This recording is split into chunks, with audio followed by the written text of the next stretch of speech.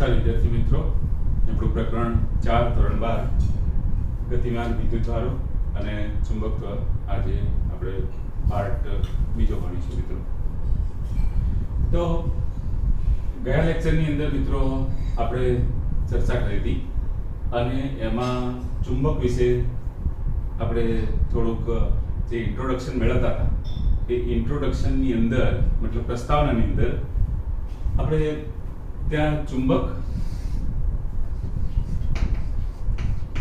અને એના ઉપરથી મિત્રો ચુંબકત્વ શબ્દ લાયા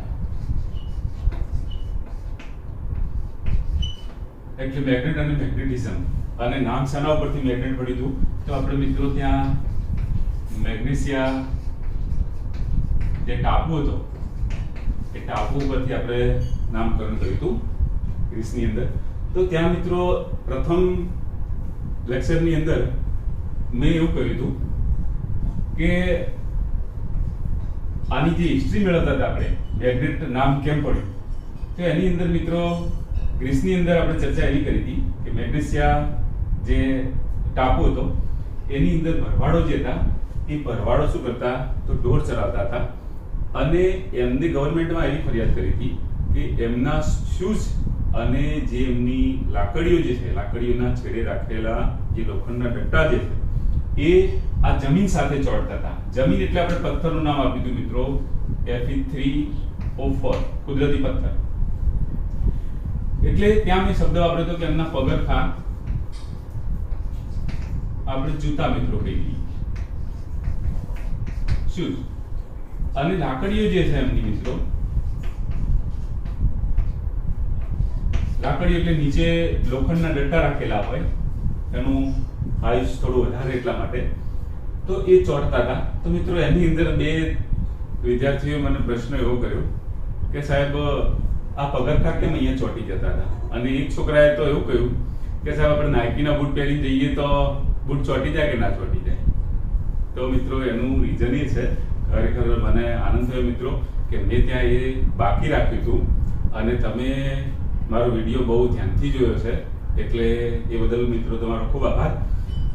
પણ રીઝન મિત્રો એનું એ છે સમજાવું તમને કે જૂના જમાનાની અંદર આ જે લોકો ત્યાં જે પગરખાંનો યુઝ કરતા હતા એ જૂતા ચામડામાંથી મિત્રો બનતા હતા. હવે ચામડામાં મિત્રો જો દોરીનો યુઝ કરવામાં આવે આપણે દોરો સાદો કહીએ તો ચામડા ઉપર ભેજની અને પાણીની ઇફેક્ટ થાય જેના કારણે શું થાય દોરો તૂટી જાય અને એનું આયુષ પગરખાંનું ઘટી મિત્રો. તો આ જે ચામડામાંથી જૂતા બનતા હતા એની અંદર શું કરવામાં આવતું હતું લોખંડની ખીલીઓનો ઉપયોગ કરવામાં આવતો હતો. લોખંડની ખીલીઓ જે આપણે કહીએ એ ખીલીઓનો ઉપયોગ કરવામાં આવતો હતો અને હવે મિત્રો તમને સમજ પડી ગઈ છે કે ખીલીઓ અને પેલા લાકડીઓના ડટ્ટા જે હતા એ એની સાથે શું થતા હતા તો લોખંડ હોવાથી ચોંટી જતા હતા. એટલે મિત્રો તમે અહીંયા પ્રશ્ન જે કર્યો એનો જવાબ કે ગમે તે કંપનીના બૂટ હોય નાઇકીના હોય ઇગોસના હોય કે લિબર્ટી ફોર્ચ્યુન હોય કે ગમે તે હોય મિત્રો કે પછી આપણી કોના ઉપરથી આવેલી ઓરિજિનલ કંપની બાટા હોય પણ એની અંદર જો લોખંડ વપરાયેલું હોય ખીલીઓ વપરાય તો ચોંટી જાય. લોખંડનો ઉપયોગ ના થયો હોય તો મિત્રો ના ચોંટી જાય. ત્યાં સુધી આપણે મિત્રો એ સમજૂતી મેળવી હતી એટલે કે આપણે ત્યાં ઇન્ટ્રોડક્શન પૂરી કરી દીધી અને છેલ્લે મિત્રો મેં એવું કહ્યું તમને કે આ પ્રકરણની અંદર અને આના પછીનું જે પ્રકરણ છે એમાં આપણે વિગત રીતે ચુંબકીય ક્ષેત્રની દિશા અથવા તો પ્રવાહની દિશા જે છે ગતિમાન વિદ્યુતભારોની દિશા ટૂંકમાં કહીએ તો એ કેવી રીતે લેવું ત્યાં સુધી આપણે થોડી ચર્ચા કરી. થોડું હું એ યાદ કરાવી મિત્રો. તો છેલ્લે મિત્રો આવી ચર્ચા થઈ હતી કે ધારો કે માની લો કે કોઈ આવું પૃષ્ઠ છે માની લો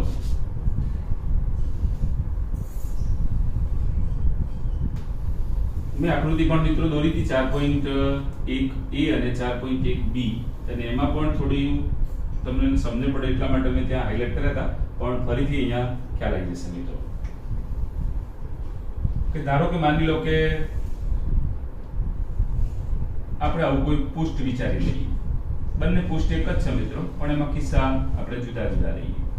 તો વિદ્યુત પ્રવાહ હોય કે માની લો કે આપણું ચુંબકીય ક્ષેત્ર છે ચુંબકીય ક્ષેત્રની વાત છે એટલે તો એના માટે આપણે શું કરીએ છીએ તો એની દિશા કેવી રીતે લેવી એની વાત છે મિત્રો. તો અહીંયા ધારો કે માની લો કે આપણે મિત્રો કીધું છેલ્લે કે અહીં માની લો કે પ્રવાહ જે છે એ પ્રવાહ આ પૃષ્ઠની અંદરથી માની લો કે બહારની દિશામાં આવે એટલે વિદ્યુત પ્રવાહ હોય કે ક્ષેત્ર હોય મિત્રો, એના માટે આપણે દિશા નક્કી કરવી છે. તો અહીંયા યાદ રાખવાનું કે જો પૃષ્ઠમાંથી પ્રવાહ શું થતો હોય, આ રીતે બહાર આવતો હોય મિત્રો, પૃષ્ઠમાંથી બહાર નીકળતો, ધારો કે આ બોર્ડ છે અને બોર્ડની અંદરથી માની લો કે વિદ્યુત પ્રવાહ બહાર આવતો હોય અથવા કોઈ ચુંબકીય ક્ષેત્ર હોય, તો એ માની લો કે શું થતું હોય, આપણી તરફ આવતું હોય મિત્રો. તો બહાર આવતું હોય તો એના માટે ત્યાં આકૃતિમાં પણ મિત્રો તમે જો ખ્યાલ હોય તો મેં ત્યાં ડોટ બતાવી, એટલે આપણે એને શેવટના વડે દર્શાવીશું. તો ડોટ એટલે ટપકા વડે દર્શાવીશું. એટલે ટૂંકમાં તમને ખ્યાલ આવી ગયો છે કે જો વિદ્યુત પ્રવાહ કે ક્ષેત્ર હોય એ પૃષ્ઠમાંથી શું થતું હોય, બહાર આવતું હોય મિત્રો, તો એના માટે આપણે શું યાદ રાખવાનું, એના દિશા માટે એને શેના વડે દર્શાવવાનું, બહાર આવતું, એના માટે ડોટ વડે દર્શાવીશું મિત્રો આપણે. એટલે ડોટ એટલે આપણે શું કહીએ છીએ, એને આ રીતે ટપકા વડે દર્શાવીશું. અને બીજું મિત્રો એવું હતું કે જો દાખલા તરીકે અંદર પ્રવેશતો હોય વિદ્યુત પ્રવાહ કે ક્ષેત્ર અંદર દાખલ થતું હોય માની લો કે, તો એ આ રીતે આવશે મિત્રો કે પ્રવાહની ડાયરેક્શન અથવા ક્ષેત્રની દિશા કેવી હોય, અંદરની તરફની હોય, આ રીતે. તો એના માટે મિત્રો અહીંયા શું યાદ રાખવાનું, તો એને આપણે ચોકડી વડે યાદ રાખીશું, ક્રોસ જેને કહીએ આપણે. એટલે અહીંયા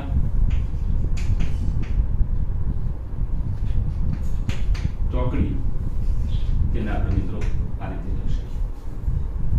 એટલે તમને ખ્યાલ આવ્યો હશે મિત્રો અહીંયા કે જો ક્ષેત્ર હોય કે પ્રવાહ હોય એ જો પૃષ્ઠમાંથી શું થતું હોય, બહાર આવતું હોય, તો એના માટે ડોટનો ઉપયોગ કરીશું.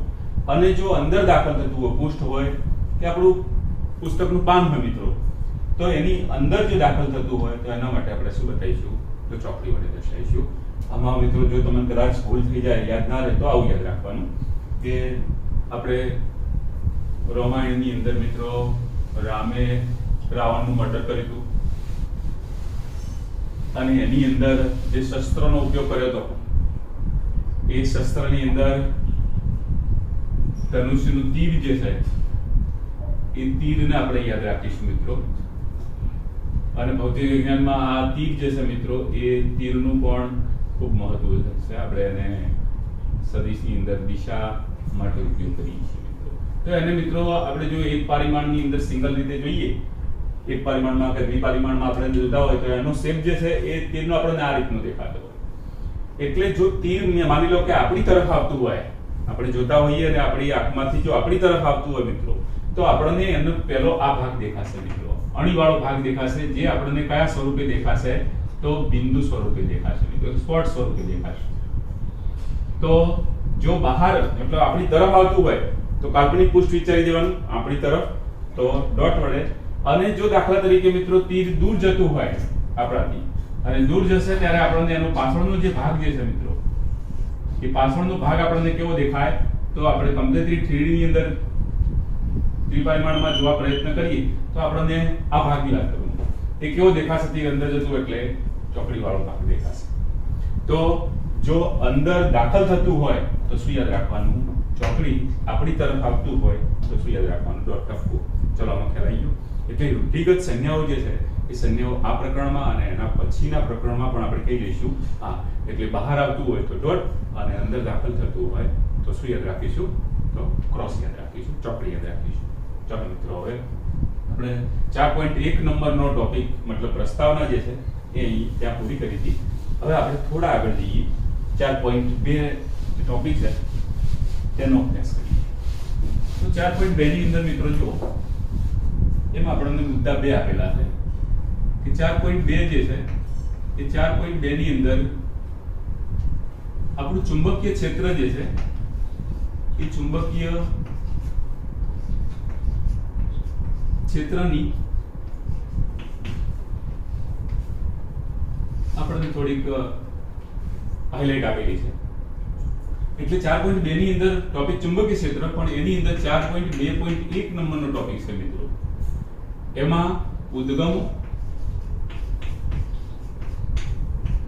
અને ક્ષેત્રો જે છે એ ક્ષેત્રોની મિત્રો વાત કરવામાં આવી છે. આપણો ટોપિક 4.2.1 એની આપણે આજે ચર્ચા કરીએ. ચલો 4.1 કયો તો ઇન્ટ્રોડક્શન હતું, પ્રસ્તાવના. 4.2.1 જોઈએ આની અંદર. તો મિત્રો હવે આપણે પ્રકરણ નંબર 1 ની અંદર ભણ્યા હતા કે પ્રકરણ 1 ની અંદર શું હતું, તો આપણે વિદ્યુત ક્ષેત્રની વાત કરતા હતા.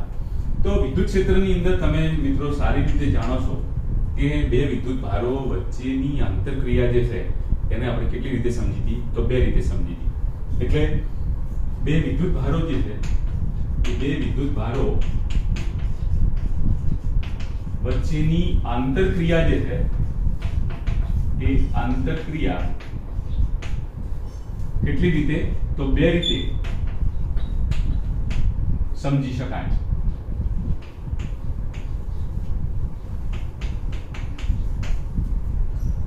તો એમાં પહેલું મિત્રો શું હતું, જો કે નંબર 1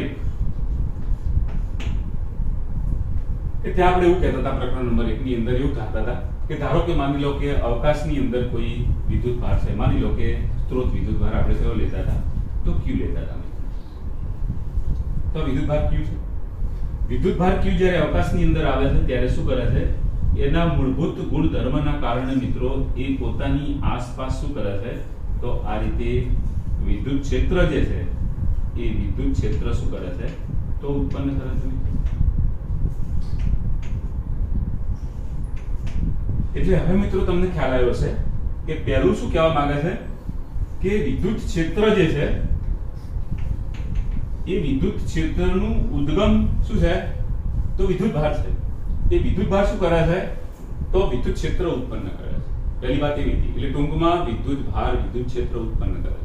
પણ બુકમાં મિત્રો આપણને આવું લખ્યું છે ને કે વિદ્યુત ક્ષેત્રનું ઉદ્ગમ એવો વિદ્યુત ભાર જે છે એ વિદ્યુત ક્ષેત્ર શું કરે છે, ઉત્પન્ન કરે છે.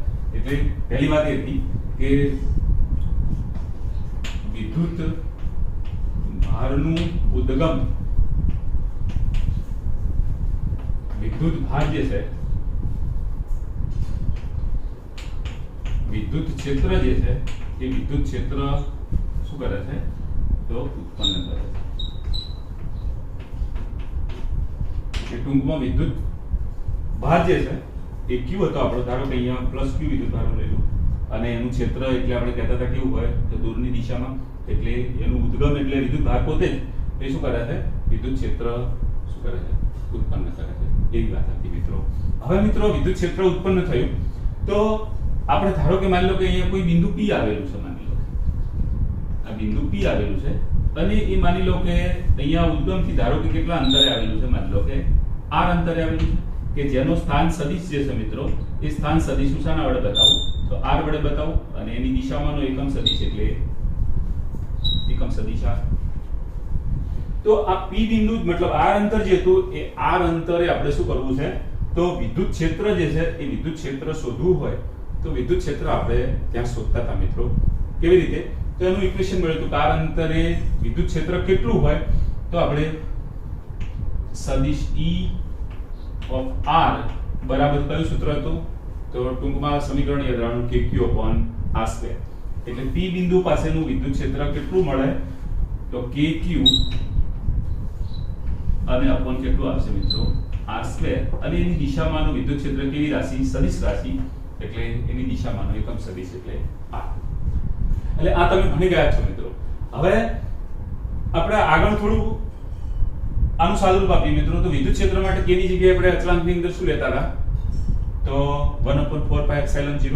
તો એની કિંમત મૂકું અહીંયા તો આપણને વિદ્યુત ક્ષેત્ર r અંતરનું કેટલું મળે, તો E of r is equal to 1/4πε0 Q upon r² અને એની દિશામાંનો એકમ સદિશ એટલે આપણને મિત્રો પહેલું આ એક સૂત્ર આવું મળી જાય, સમીકરણ નંબર એને હું કહી દઉં.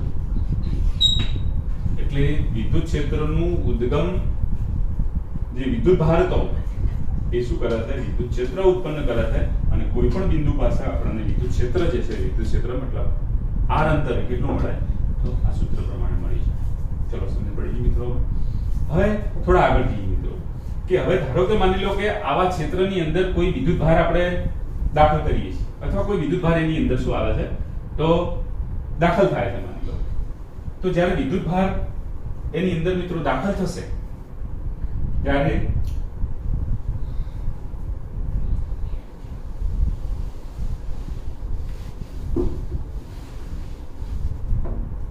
ધારો કે માની લો કે આ એનું ક્ષેત્ર અહીં સુધી છે. હવે માની લો કે વિદ્યુતભાર કોઈ પરીક્ષણ વિદ્યુતભાર આપણે જેને કહેતા હતા એ Q છે.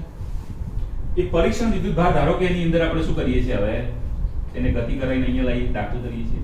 તો જ્યારે પરીક્ષણ વિદ્યુતભાર કયા બિંદુ આગળ, આ Q બિંદુ આગળ આવશે, ત્યારે મિત્રો આ ક્ષેત્ર જે હતું એ જેવું એના ક્ષેત્રમાં વિદ્યુતભાર દાખલ થશે એવું જ ક્ષેત્ર એના પર શું કરશે, તો બળ લગાડશે મિત્રો.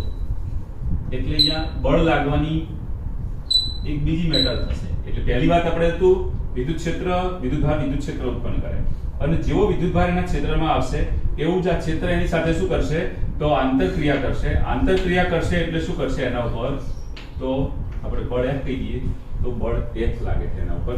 અને બળ કેટલું હશે મિત્રો, તો બળનું સૂત્ર પણ આપણે જાણીએ છીએ કે બળ F r અંતરે F ઓફ r, બળ પણ કેવી રાશિ, સદિશ રાશિ, ઇઝ ઇક્વલ ટુ કેટલું આવશે, તો પરીક્ષણ વિદ્યુતભાર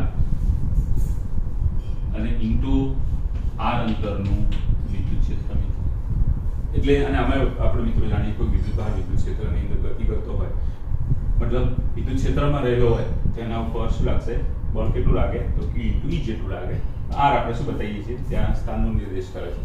એટલે બળ કેટલું લાગ્યું, તો Q, અને આપણું વિદ્યુત ક્ષેત્રનું સૂત્ર તો હાલ મેં મિત્રો અહીંયા લખ્યું હતું. કેટલું લખ્યું હતું, તો વિદ્યુત ક્ષેત્ર આપણને કેટલું મળ્યું, સમીકરણ 1, તો E of r is equal to 1/4 pi epsilon 0 capital Q upon કેટલું હતું, r2, અને એની દિશામાંનો એકમ સદિશ સમીકરણ 1 વડે દર્શાવ્યું આપણે. તો એની કિંમત મિત્રો હું અહીંયા મૂકું તો Q into કેપિટલ Q નીચે શું આવશે, 4 pi epsilon 0 upon r2, અને એની દિશામાંનો એકમ સદિશ. એટલે મિત્રો આપણને આ r અંતરે બળ જે હતું એ બળ પણ મળી જાય. અને તમે જાણો છો બળ k ની કિંમત મૂકી દો તો પાછો શું થઈ જાય, તો કુલમ્બનો લો થઈ જાય. કુલમ્બનો નિયમ મળી જાય, Q1 Q2 upon r2, k ની જગ્યાએ 1/4 pi epsilon 0. તો મિત્રો આ બીજી બાબત આપણે કઈ રીતે લખીશું અને કે બે રીતે સમજી શકીએ. એક તો ક્ષેત્ર ઉત્પન્ન થાય, અને ક્ષેત્ર ઉત્પન્ન થયા પછી એના ઉપર શું કરે છે, તો બળ લગાડે. વિદ્યુત ક્ષેત્રના ઉપર શું લગાડે, બળ, અને બળ કેટલું હોય તો સમીકરણ 2 વડે આપણે એને મેળવી શકીએ. તો આ મિત્રો આ ચર્ચા તમે પ્રકરણ 1 ની અંદર કરી જ ગયા છો મિત્રો, પણ હવે આપણે અહીંયા ચુંબકીય ક્ષેત્રને સમજવું છે, એટલે એને આપણે શું કરીએ છીએ, થોડું યાદ કરીએ છીએ મિત્રો. એના જેવું જ છે, સેમ છે. જેવા મૂળભૂત ગુણધર્મો આ ધરાવે છે એવા જ ગુણધર્મો ચુંબકીય ક્ષેત્ર બી ધરાવે છે મિત્રો. એટલે આપણે એની ચર્ચા કરવી છે, એટલે આની થોડીક આપણે ચર્ચા કરી, આને યાદ કરી મિત્રો. બીજી અગત્યની વસ્તુ કે આ વિદ્યુત ક્ષેત્ર જે છે મિત્રો, એ વિદ્યુત ક્ષેત્ર કુદરતી છે મિત્રો. એનો મતલબ શું થયો કે એ માનવ સર્જિત નથી મિત્રો. વિદ્યુત ક્ષેત્ર કેવું છે, તો કુદરતી છે. એનો મતલબ કે વિદ્યુત ક્ષેત્ર જે છે એ વિદ્યુત ક્ષેત્ર માનવ સર્જિત નથી મિત્રો. અને માટે શું કહી શકાય કે એનું ભૌતિક મહત્વ છે મિત્રો. કુદરતી છે એટલે કે માનવ સર્જિત નથી, અને માટે એનું શું છે, તો મિત્રો ભૌતિક મહત્વ છે. બીજી અગત્યની વસ્તુ મિત્રો કે વિદ્યુત ક્ષેત્ર જે છે એ ઊર્જા અને વેગમાનનું વહન કરે છે મિત્રો. એ અગાઉના ચેપ્ટરમાં તમે ભણશો. તો વિદ્યુત ક્ષેત્ર એ ઊર્જા અને વેગમાન જે છે એ વેગમાનનું વહન કરે છે. પણ એનું વહન છે એ તત્ક્ષણ હોતું નથી મિત્રો. એટલે કે વહન માટે શું કરે છે, એ સમય લે છે મિત્રો. એટલે એનું વહન જે છે એ વહન કેવું હોય, તો ધીમું હોય. એટલે કે વહન માટે એ સમય લે છે, એટલે કે તત્ક્ષણ હોતું નથી. બીજી અગત્યની વાત મિત્રો કે આ ક્ષેત્ર જે છે વિદ્યુત ક્ષેત્ર, એ વિદ્યુત ક્ષેત્ર આપણે અગાઉ પણ ભણ્યા હતા મિત્રો કે ધારો કે કોઈ બિંદુ આગળ એક કરતા વધારે વિદ્યુત ભારોની હાજરી હોય તો એના કારણે ઉદ્ભવતું કુલ વિદ્યુત ક્ષેત્ર જે છે એ મેળવવા માટે આપણે શાનો ઉપયોગ કર્યો હતો? તો સંપાતપણાના સિદ્ધાંતનો ઉપયોગ કર્યો હતો મિત્રો. એટલે કે સંપાતપણાના સિદ્ધાંતને શું કરે છે? તો એ અનુસરે છે. એટલે સંપાતપણાના સિદ્ધાંત ને અનુસરે છે. એટલે આપણે ત્યાં મિત્રો તમે એવું પણ લખ્યું હતું કે કોઈ બિંદુ આગળ એક કરતા વધારે વિદ્યુત ભારો હાજર હોય તો તે બિંદુ પાસે ઉદ્ભવતું કુલ વિદ્યુત ક્ષેત્ર છે એ દરેક વિદ્યુત ભારો વડે ઉદ્ભવતા સ્વતંત્ર ક્ષેત્રોના સદિશ સરવાળા જેટલું હોય તેને આપણે શું કહેતા હતા? તો સંપાતપણાનો સિદ્ધાંત કહેતા હતા. એટલે કે સંપાતપણાના સિદ્ધાંતને શું કરે છે? અનુસરે છે. બીજી અગત્યની વસ્તુ મિત્રો કે એ અવકાશની અંદર મિત્રો સ્થાન એટલે આપણે કે બિંદુ જે કહીએ એ સ્થાન પર આધારિત છે, પરંતુ સમય સાથે એ શું થાય છે? તો મિત્રો બદલાય છે. એ સ્થાન આધારિત વિધેય હોવા છતાં એ સમયની સાથે શું થાય છે? તો મિત્રો બદલાય છે. એટલે આપણે એવું કહી શકીએ કે એ સમય આધારિત વિધેય હોઈ શકે. એટલે વિદ્યુત ક્ષેત્ર સમય આધારિત વિધેય હોઈ શકે. મિત્રો હું એટલા માટે અહીંયા હોઈ શકે લખું છું કારણ કે પ્રકરણ નંબર 1 ની અંદર આપણે જે વિદ્યુત ક્ષેત્ર લીધું છે એ પ્રકરણ 1 ની અંદર વિદ્યુત ક્ષેત્ર સમય સાથે બદલાતું નથી મિત્રો. પ્રકરણ 4 ની અંદર એના પછીના પ્રકરણની અંદર પણ આપણે ચુંબકીય ક્ષેત્રની વાત કરીશું. તો ચુંબકીય ક્ષેત્રમાં પણ આપણે એવું વિચારવાનું છે કે સમય સાથે આ ક્ષેત્રો બદલાતા નથી. ખ્યાલ આવી ગયો? હવે મિત્રો અગત્યની વસ્તુ કે આનો કોન્સેપ્ટ છે વિદ્યુત ક્ષેત્રનો એ સૌપ્રથમ જો જોઈએ તો સૌપ્રથમ કોન્સેપ્ટ જે છે મિત્રો એ આપણને કોને આપ્યો હતો? તો માઇકલ ફેરાડે આપ્યો હતો. અને આ માઇકલ ફેરાડે એનો કોન્સેપ્ટ આપ્યા પછી એનો ખ્યાલ જે છે એની બળરેખાઓની પણ ચર્ચા કરી તમે પ્રકરણ 1 માં મિત્રો સારી રીતે ભણ્યા છો. પણ એનું વિદ્યુત અને ચુંબકત્વનું જે એકીકરણ કહીએ એ મિત્રો કોને? તો મેક્સવેલ નામના વૈજ્ઞાનિકે કર્યું હતું. યુનિફિકેશન જે આપણે કહીએ એટલે કે એનું એકીકરણ જે છે એકીકરણ કોને કર્યું હતું? તો મેક્સવેલે કર્યું હતું. એટલે એમાં મિત્રો આપણે આટલું ભણ્યા હતા. હવે મિત્રો આ અહીંયા જે તમે વસ્તુ ભણ્યા છો એ જેવી વસ્તુ વિદ્યુત ક્ષેત્ર માટે ભણ્યા હતા એવી એવી વસ્તુ આપણે કોના માટે ભણીશું? તો ચુંબકીય ક્ષેત્ર માટે ભણીશું. પણ અહીંયા મિત્રો ઉદ્ગમની વાત છે અને ક્ષેત્રની વાત છે. એટલે વિદ્યુત ક્ષેત્ર હોય કે ચુંબકીય ક્ષેત્ર હોય પણ ઉદ્ગમની વાત આનું ઉદ્ગમ આપણને મળી ગયું. તો વિદ્યુત ક્ષેત્રનું ઉદ્ગમ કયું છે? તો વિદ્યુત ભારત છે. જે મિત્રો ગુરુત્વાકર્ષણ માટે આપણે કહેતા હતા કે એ કોના કારણે લાગે છે? તો દળ છે. એનું ઉદ્ગમ શું છે? દળ છે. તો તમને આમાં વિદ્યુત ક્ષેત્રમાં મિત્રો ભણેલા છો અને થોડો ડીપમાં ખ્યાલ આવી ગયો છે. હવે આપણે જઈએ તો થોડો ચુંબકીય ક્ષેત્ર વિશે ખ્યાલ મેળવી લઈએ.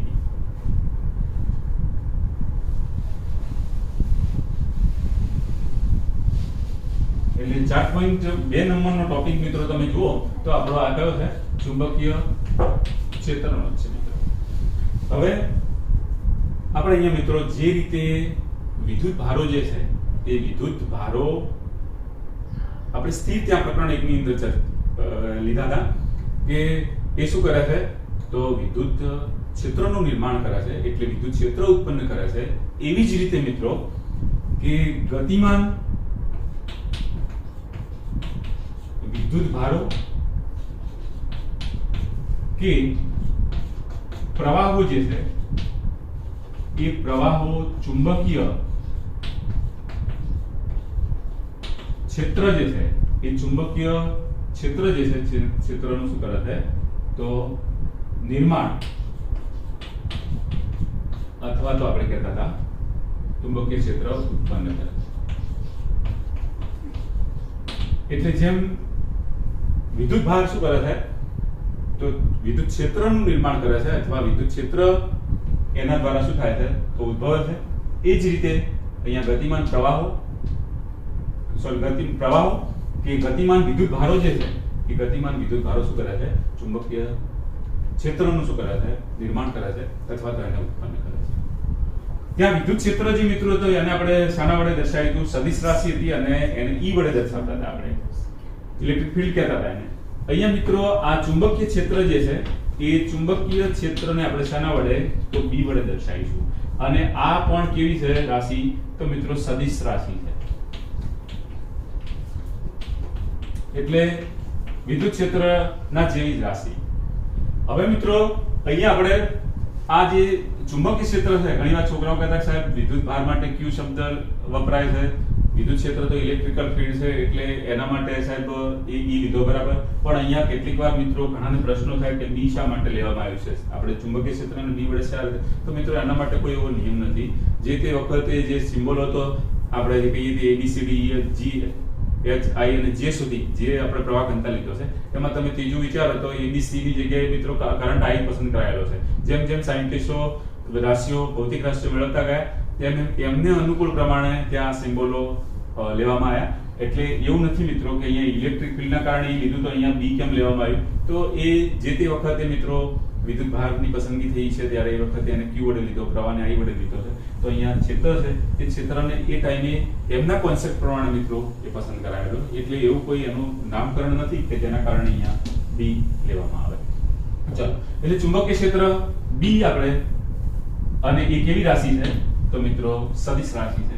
એ પણ જો મિત્રો આપણે કહીએ તો જેવા ગુણધર્મો આપણને વિદ્યુત ક્ષેત્ર જે ધરાવતું હતું એવા જ એ મૂળભૂત ગુણધર્મો જે કહીએ એ મૂળભૂત ગુણધર્મો ધરાવે છે મિત્રો. એ પણ આપણે હવે ભણવાનું છે મિત્રો એને, પણ અહીંયા અમે કહ્યું પ્રમાણે આપણે સમયની સાથે ક્ષેત્રો કેવા લેવાના છે, બદલાતા નથી એવું સમજવાનું મિત્રો. એટલે એ પણ કેવું છે એટલે B જે છે એ ચુંબકીય ક્ષેત્ર સમય આધારિત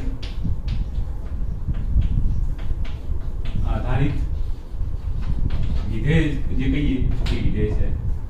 આગળ આપણે કહેતા હતા જેમ વિદ્યુત ક્ષેત્ર કયા નિયમનું પાલન કરે છે, કયા સિદ્ધાંતનું પાલન કરે છે તો સંપાતપણાના સિદ્ધાંતને અનુસરે છે, એમ અહીંયા મિત્રો ચુંબકીય ક્ષેત્ર જે છે એ ચુંબકીય ક્ષેત્ર જે છે એ પણ સંપાતપણાના સિદ્ધાંતને અનુસરે છે. એટલે એના જેવું સેમ જ છે મિત્રો. ત્યાં આપણે વિદ્યુત ક્ષેત્ર વિશે થોડો અભ્યાસ કર્યો તો એમને બરાબર સમજી લીધું છે. અહીંયા કેટલાક ટોપિકો છે એમાં સમય આધારિત હોઈ શકે તે હવે પછી ભણીશું મિત્રો.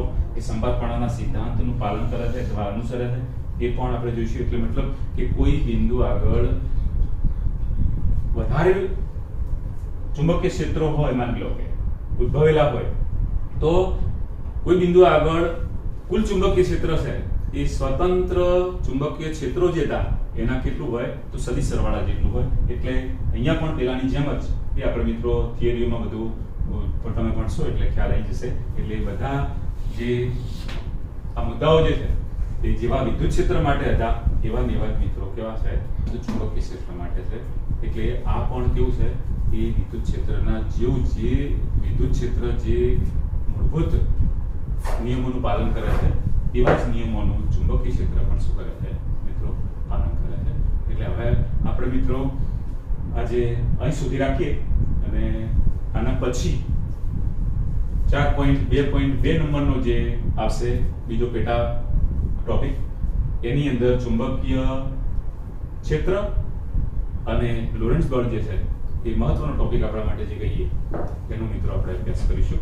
એટલે બધાને સારી રીતે મિત્રો આમાં ખ્યાલ આવી ગયો છે ઉદ્ગમો અને ક્ષેત્રની અંદર. તો બધાને બેસ્ટ ઓફ લક અને આજે મિત્રો એ સુધી રાખીએ. Okay, thank you.